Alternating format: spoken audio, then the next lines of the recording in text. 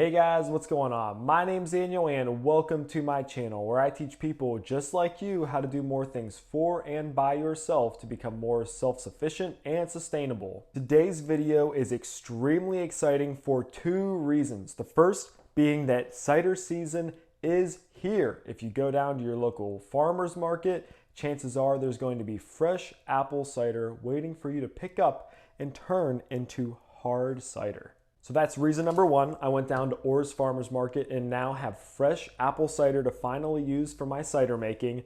Reason number two is that today I'm going to be using an ale yeast.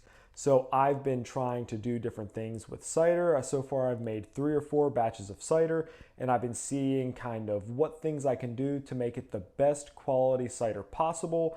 And one thing that I've been noticing that's been a problem is that I'm kind of losing a little bit of that apple flavor, which is everything that you want. I'm losing the complexity of the apple cider in my fermentation. And I heard that using ale yeast can be a solution to my problem. And today I'm going to be using Safale SO4 ale yeast for my hard apple cider in hopes that it kind of maintains a little bit of that character that the apple cider has from the beginning. This is going to be another video that's short, sweet, and to the point, but what stands out in this one is that the cider is fresh farm market apple cider and the yeast is a new yeast that I've never tried before, Safale SO4 ale yeast. Before I get started making this hard apple cider, I just want to give a shout out to a channel that I've been following that is called Cidery from Scratch. If you're a hard apple cider lover like I am, you definitely want to give these guys a follow, and there will be a link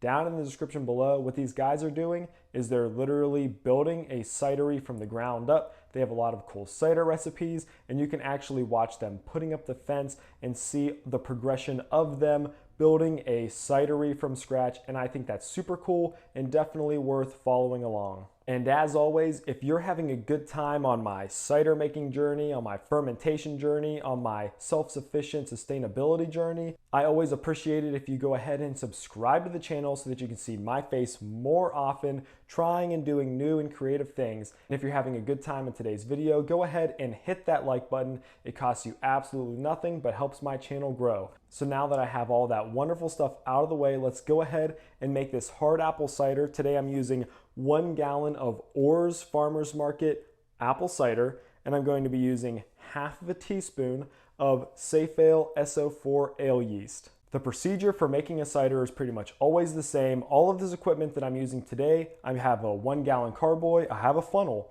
I have an airlock, and I have my little half teaspoon measurer. Everything has been sanitized using San Sanitizer, and that ensures that I'm not going to put anything in here that could ruin the batch. So now that everything's sanitized, let's go ahead and put this 1 gallon of apple cider into my 1 gallon carboy. So now that we've added our 1 gallon of apple cider, we're going to go ahead and throw a bung on real quick. I'm going to shake this up, agitate it in order to oxygenate my apple cider. So I know I'm not mixing anything in here, but I am shaking it up because oxygenating your cider allows for a healthier fermentation because yeast need oxygen to survive and thrive. So before I add the yeast, I just want to point out that I'm using farm fresh apple cider because your hard apple cider can only be as good as your initial ingredients. I just did a video where I compared Mott's apple juice versus Simply apple juice, and while they were okay, I believe that using a high quality apple cider is going to be the key to be making a absolutely delicious hard apple cider. And I think that the second key is using a high quality yeast that is going to leave behind the positive characteristics of this apple cider. So let me go ahead and read you the characteristics of this Safale SO4 ale yeast. It's saying that it is an English ale yeast selected for its fast fermentation profile, produces balanced, fruity, and floral notes. And that balanced fruitiness is exactly what I want to be left behind in my hard apple cider. So I'm definitely going to be using a link down in the description below for this Safale SO4 yeast.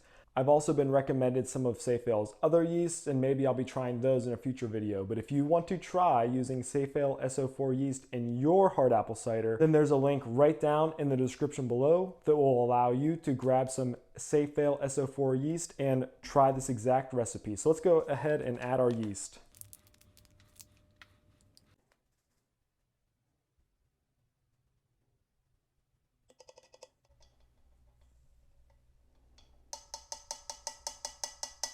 The more that I practice winemaking and cider making, the more that I actually value using the correct amount of yeast. One, because I want this yeast to be able to give me all 5 gallons that it's supposed to give me. And 2, because I'm starting to think that maybe adding just the right amount of yeast is also critical to getting a good flavor profile in your hard apple cider. So it doesn't get any simpler than this. 1 gallon of apple cider, preferably the best quality apple cider or apple juice that you can get your hands on, half a teaspoon of yeast, Safale SO4L yeast, and an airlock. And there you have it. So what's next on this hard apple cider's fermentation journey? Well, I'm going to let it sit for approximately 3 weeks.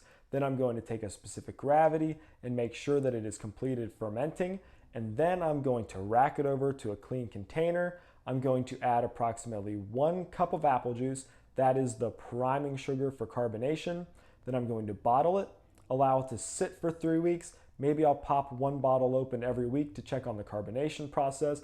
And after 3 weeks, it's ready to be chilled and enjoyed. And if you want to see the end product of this awesome hard apple cider made with Orr's Farmers Market apple cider and Safale SO4L yeast, then you're just going to have to subscribe and stay tuned for the video where I actually have this bottled, taste it, and tell you what I like and don't like about it.